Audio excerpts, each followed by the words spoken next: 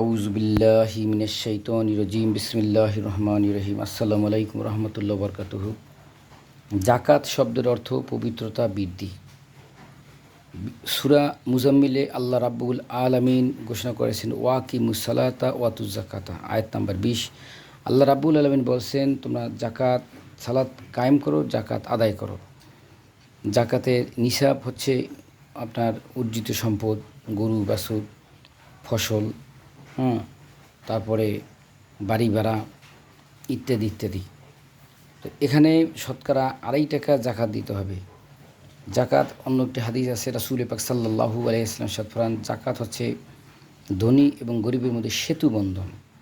জাকাত শব্দটা পবিত্রতা বৃদ্ধি, পরিচ্ছন্নতা। বেশিরভাগ ধনী মানুষ জাকাত দেয় না। জাকাত না দিলে সে সম্পদ পবিত্র হয় না, হালাল হয় না। কারণ বঞ্চিত, নিঃস্ব, অসহায়, গরিব মুসলমান যারা আছে তাদের হক আছে এই অন্য মুসলমানের সম্পদে। সুতরাং জাকাত দিলে অনেক পালা মুসিবত দূর হয়ে যায়, সম্পদ পবিত্র হয়, আল্লাহ রাব্বুল আলামিন পবিত্র করে দেয়। এটা ফরজ, ধনীদের জন্য আল্লাহ একটা ফরজ বাধ্যতামূলক করেছেন, জাকাত দিতেই হবে। জাকাত আজকে যদি সমাজে দিত তাহলে সমাজের মধ্যে অনেকটা চুরি, ডাকাতি, ছেঁচড়ামি, নাফরমানি এগুলো বন্ধ হয়ে যেত।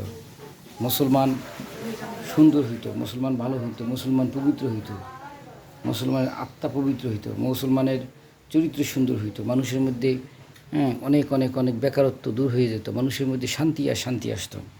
আল্লাহ রাব্বুল আলামিন বোঝার তৌফিক দান করুক। জাকাত এটা ইসলামের 5টি স্তম্ভের মধ্যে। ইসলাম যদি একটি ঘরকে তুলনা করি, কালেমা, নামাজ, রোজা, হজ, জাকাত, এর একটা অন্যতম খুঁটি হচ্ছে জাকাত। আমরা জাকাত যদি না দেই, আল্লাহর হুকুম যদি কেউ অমান্য করে, পবিত্র কোরআনুল কারিমে 6666টি আয়াত আছে। একটা আয়াত যদি কেউ অস্বীকার করে সে কাফের। যদি 6666টি আয়াত পুরো অস্বীকার করে সেও কাফের। একজন ব্যক্তি বিষ খেয়ে, 1 ফোঁটা বিষ খেলেও সে তার মৃত্যু হবে, 1 বোতল খেলেও তার মৃত্যু হবে। অর্থাৎ জাকাত যদি কেউ অস্বীকার করে তার ঈমান থাকবে না। জাকাত দিতে হবে। জাকাত কিন্তু লক্ষ্য করা যায়, যারা জাকাত দিতে পারে এরকম 100 জন ধনীর মধ্যে কয়েকজন লোক দেয়। বেশিরভাগ ধনীরাই জাকাত দেয় না। কারণ যদি ভালো করে গবেষণা করে দেখি, তার সম্পদ, অর্জিত সম্পদ হালাল না, সেটা অবৈধ টাকার সম্পদ, হারামি টাকার সম্পদ, যা দিতে তো মনে চাইব না। আল্লাহর হুকুম পালন করতে হবে, রাসূলকে অনুসরণ করতে হবে। রাসূলকে যে অনুসরণ করলো সে একজন শহীদের সমান সওয়াব পাবে। আল্লাহ পাক সবাইকে তৌফিক দান করুক। জাকাত দিতে হবে, জাকাত মানে পবিত্রতা বৃদ্ধি। আল্লাহ পাক সবাইকে নেক হায়াত দান করুক। আল্লাহ পাক বোঝার তৌফিক দান করুক। ওয়া আখিরু দাওয়ানা আলহামদুলিল্লাহি রাব্বিল আলামিন। আসসালামু আলাইকুম ওয়া রাহমাতুল্লাহি ওয়া বারাকাতুহু।